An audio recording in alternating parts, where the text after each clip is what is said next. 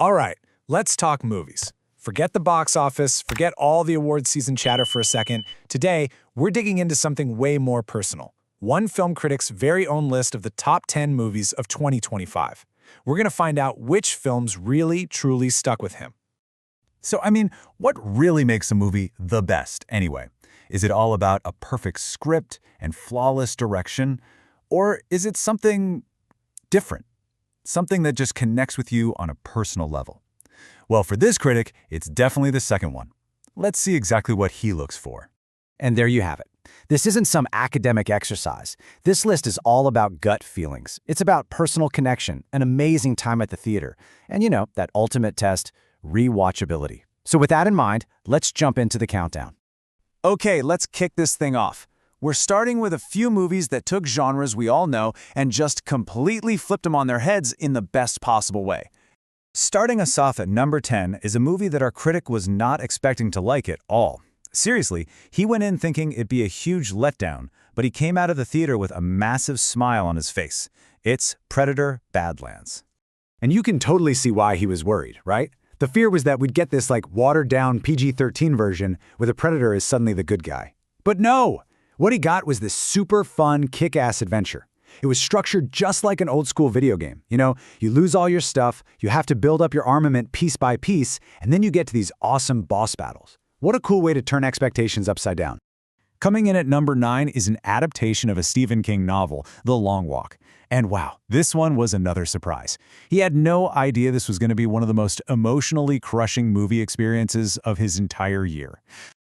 Yeah, the premise is just brutal. But here's what makes the movie so brilliant. It's not really about the action or the horror. It's a deep character study. It's all about the bonds, the brotherhood that forms between these young guys. And you get so invested in every single one of them.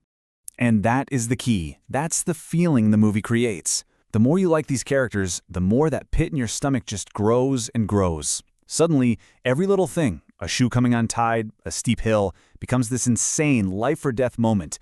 The dread it builds is just unforgettable. All right, at number 8, we've got a movie that for a huge chunk of the year was actually his favorite horror film.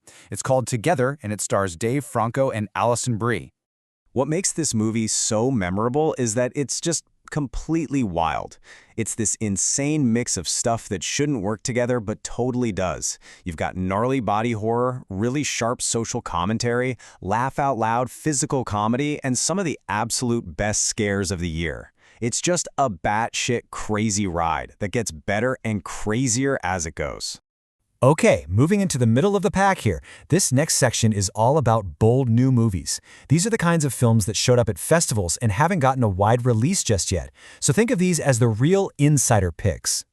So, just a quick heads up. The reason our critic is putting these on the list now is so you can get them on your radar. That way, when they finally drop in 2026, you'll know to make them a priority. Trust me, you're going to want to see these. First up, at number 7, we've got the new film from Gore Verbinski. It's called Good Luck, Have Fun, Don't Die. And this was another one that just came out of nowhere and instantly became one of his absolute favorite theater experiences of the year. Come on. Since Tropic Thunder? That's some seriously high praise. The movie apparently uses this sci-fi time travel plot to make fun of how much we rely on technology and how honestly kinda numb we've become to violence. He calls it an edgy, brilliant, and hilarious must-see. At number 6 is a horror film from a first-time director that sounds like it's going to be a massive deal. It's called Obsession. And yep, this is another one to mark down for 2026. So the premise starts off simply enough, right? But oh boy, does it go to some dark places. We're talking sick, twisted, stomach-churning territory. He says it's one of the more genuinely shocking horror films he's seen in a long time, with a physical performance that will just totally freak you out. This is being called the horror movie to beat in 2026. All right, we are now officially in the top 5. These are the big guns, the films that our critic considers modern masterpieces, the movies that really defined the entire year of cinema. Kicking off the top 5 is Marty Supreme from Josh Safdie. If you've seen Uncut Gems, you already know the vibe. It's just pure uncut chaos. A super entertaining, anxiety-fueled ride from start to finish. And apparently, Timothée Chalamet is so incredible in it that he's already getting major Oscar buzz. At number 4 is a movie that people have been talking about all year. It's Weapons from Zach Cregger, the guy who directed Barbarian. Now, this seems to be a film you either absolutely love or you hate, and our critic absolutely loved it. And the hook is so simple, but it's genius. At exactly 2:17 in the morning, a bunch of kids from the same class all get out of bed, walk out their front doors, and just vanish into the darkness. How creepy is that? It's this fantastic mystery told in a non-linear way that totally pays off, and it apparently has the single scariest scene of the entire year. And here we are at number 3 with what our critic calls the single biggest surprise of the year, Roof Man. He said this is one of those movies that just kept getting better in his memory, kept climbing his list, and he's pretty sure it's going to become a go-to comfort movie for him.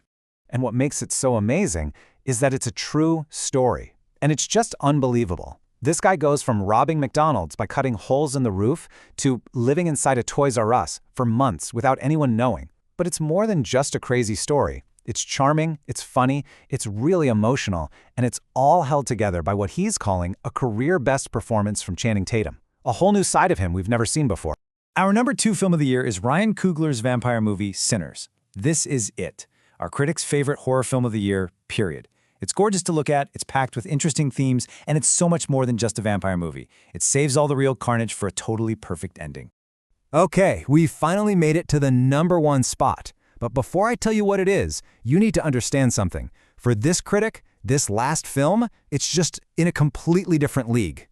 He could not have been more clear about this. As much as he adored all those other movies we just talked about, there is a massive gap between number 2 and number 1. This was a movie he saw and knew instantly that nothing was going to top it. And here it is, the undisputed number 1 film of 2025, according to our critic, is The Rivals of Amziah King, starring Matthew McConaughey. And yes, it's another one you're going to have to wait to see, but believe me, he says the wait is going to be 100% worth it. This wasn't just his favorite movie of the year. He thinks this could end up being one of his favorite movies of all time. He says it captures something really beautiful and bittersweet about being human that you just don't see in movies anymore. And the reason it's so special is, well, it's hard to describe. It's this one-of-a-kind journey. It starts out as kind of a musical drama about bluegrass music with scenes at a Dairy Queen.